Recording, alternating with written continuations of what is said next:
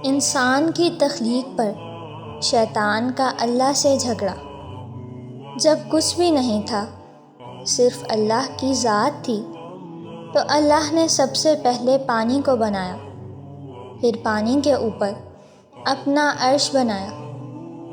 پھر اللہ نے قلم بنایا اور اس قلم کو کہا کہ لکھو وہ سب کچھ لکھو جو کچھ قیامت تک ہونا ہے، اور قلم نے اللہ کے حکم سے سب کچھ لکھ دیا جو کچھ قیامت تک ہونا ہے۔ پھر 50,000 سال بعد اللہ نے آسمان اور زمین کو بنایا۔ پھر اللہ تعالیٰ نے فرشتوں اور جنوں کو بنایا۔ انسان کو زمین پر بھیجنے سے 2000 سال پہلے ہی اللہ تعالیٰ نے جنات کو دنیا میں بھیج دیا تھا، لیکن جنات نے دنیا میں آ کر خون خرابہ اور دنگا فساد کیا۔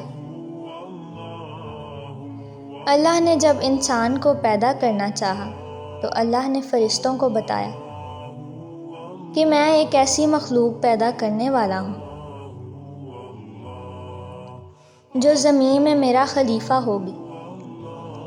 فرشتے چونکہ جنات کے حالات سے واقف تھے تو انہوں نے اللہ رب العزت سے کہا، اے اللہ، یہ انسان بھی دنیا میں جا کر خون خرابہ کرے گا، فساد کرے گا۔ تو اللہ تعالیٰ نے فرمایا، جو میں جانتا ہوں وہ تم نہیں جانتے، اور تم یاد کرو جب ہم نے فرشتوں سے فرمایا کہ میں دنیا میں اپنا نائب بنانے والا ہوں، تو کیا وہ کسی ایسے کو اپنا نائب بنائے گا جو زمین میں دنگا فساد کرے، خون خرابہ کرے؟ جو میں جانتا ہوں وہ تم نہیں جانتے۔ اللہ تعالیٰ نے میکائیل علیہ السلام کو اور جبرائیل علیہ السلام کو باری باری زمین پر بھیجا کہ جاؤ زمین کے چاروں کونوں سے مٹی لے کر آؤ، میں نے انسان کو پیدا کرنا ہے۔ جب وہ فرشتے زمین پر آئے باری باری مٹی لینے کے لیے، تو زمین نے ان فرشتوں کو اللہ کا واسطہ دیا کہ اس زمین سے مٹی نہ لے کر جاؤ جس سے کسی ایسے انسان کو بنایا جائے جو جہنم میں جلے۔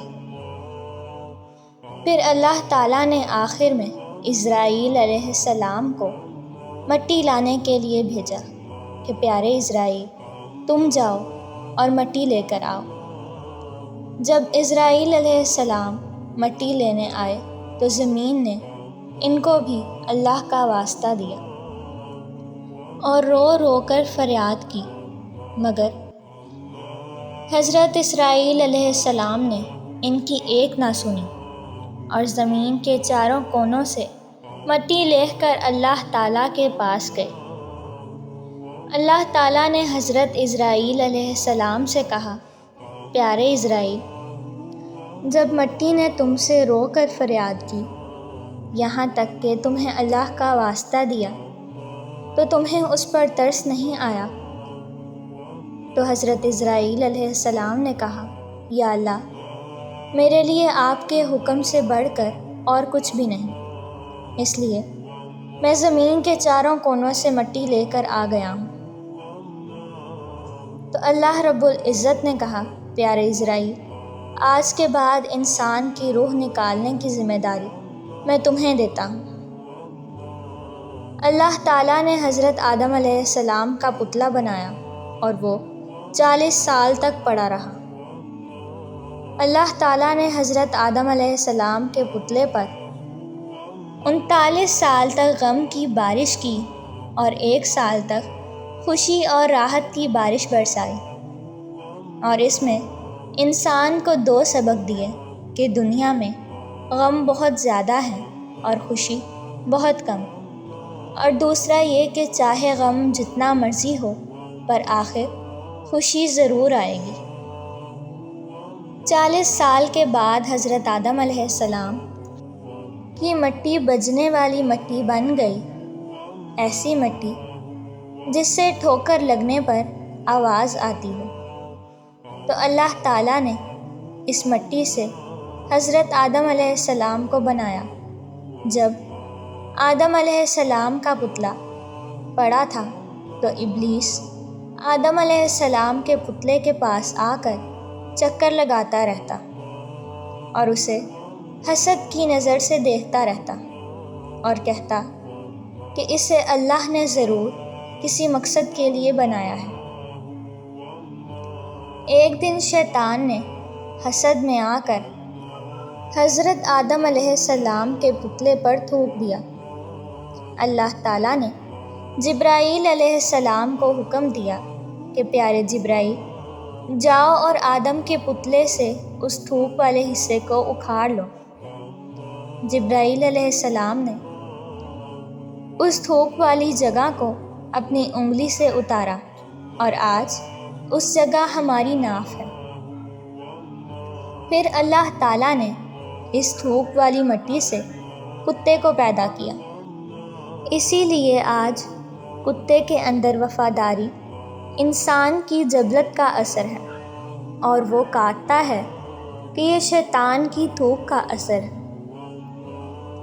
فرشتوں نے آپس میں گفتگو کرنا شروع کر دی کہ اللہ جو بھی مخلوق بنا رہا ہے وہ ہم سے علم اور رتبے میں زیادہ نہیں ہو سکتی۔ اللہ رب العزت چونکہ فرشتوں کی باتیں بھی سن رہے تھے اور شیطان کی حرکت بھی دیکھ رہے تھے، تو اللہ رب العزت نے تمام سے کہا کہ میں اس میں روح ڈالوں تو تم سب اس کو سجدہ کرنا۔ اللہ تعالیٰ نے آدم علیہ السلام کے اندر روح ڈالنے سے پہلے ان کو تمام علم عطا کر دیا۔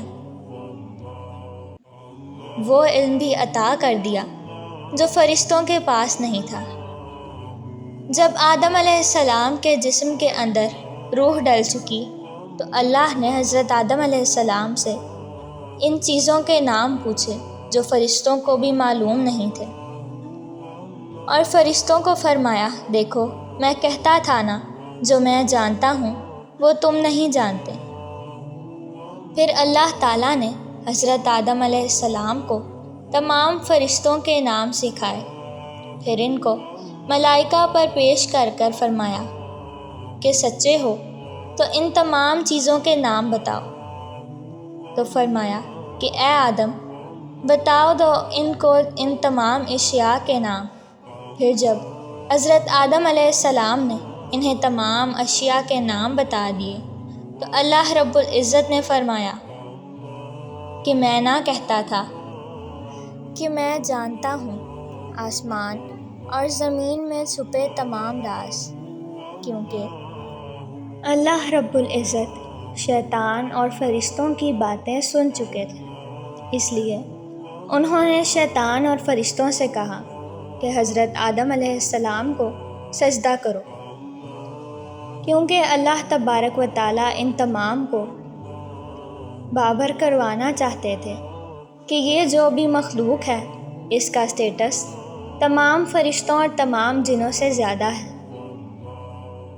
تمام نے سجدہ کیا مگر شیطان نے انکار کر دیا۔ وہ کہنے لگا کہ میں تو اس سے کئی گنا زیادہ افضل ہوں، اور جب اللہ نے فرشتوں کو حکم دیا کہ سجدہ کرو تو انہوں نے سجدہ کیا، مگر شیطان اپنے غرور میں آ کر اکڑ گیا اور کافر بن گیا۔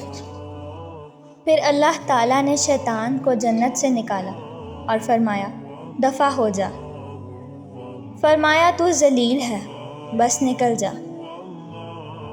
جب اللہ رب العزت نے یہ فرمایا کہ نکل جا یہاں سے تو ڈر گیا کہ کہیں اللہ مجھے فنا نہ کر دے، تو کہنے لگا یا اللہ مجھے قیامت تک کی مہلت دے۔ تو اللہ رب العزت نے کہا جا تجھے مہلت دی۔ جب اللہ تعالیٰ نے مہلت دے دی تو گارنٹی مل گئی کہ اللہ وعدے کا پکا ہے، اب مہلت مل گئی ہے تو سزا نہیں دے گا۔ تو اللہ پر بہتان لگانا شروع کر دیا کہ تو نے مجھے گمراہ کیا ہے، میں بھی قیامت تک تیرے بندوں کو گمراہ کروں گا۔ کہنے لگا قسم ہے مجھے تو نے مجھے گمراہ کیا تو میں بھی ان کے سیدھے راستے میں بیٹھوں گا اور انہیں گمراہ کروں گا۔ جب شیطان مردود نے اللہ پاک کو چیلنج کیا تو اللہ پاک نے فرمایا، اے مردود ذرا میری بات بھی سن۔ میرے بندے قیامت تک جتنے گناہ کریں گے، جتنی بھی نافرمانیاں کریں گے، مگر جب مجھ سے سچی توبہ کریں گے تو مجھے اپنی عزت اور جلال کی قسم میں انہیں معاف کرتا رہوں گا۔ بس یہی وہ جھگڑا ہے جو انسان اور شیطان کے درمیان اب تک قائم ہے۔ شیطان کا کام ہے انسان کو گمراہ کرنا اور انسان کا کام ہے معافی مانگنا، سچے دل سے گڑ گڑا کر اللہ کے حضور توبہ کرنا۔ بے شک اللہ وعدے کا پکا ہے، اور اللہ نے شیطان سے وعدہ کیا تھا کہ میرا بندہ جب مجھ سے معافی مانگے گا تو میں اسے معاف کر دوں گا۔ اب فیصلہ آپ نے کرنا ہے کہ آپ رحمان کی فوج کے سپاہی بننا چاہتے ہیں یا شیطان کی۔ امید کرتی ہوں کہ آپ کو میری آج کی ویڈیو بہت اچھی لگی ہوگی۔ میری دعا ہے کہ اللہ تعالی ہم تمام مسلمانوں کو شیطان کے شر سے محفوظ فرمائے اور ہمیں اپنی رحمت سے ہماری نافرمانیوں اور ہمارے گناہوں کی معافی عطا فرمائے۔ آمین یا رب العالمین۔ مزید اسی طرح کی ویڈیوز کے لیے میرے چینل اسلامک ٹیچ کو سبسکرائب لازمی کریں۔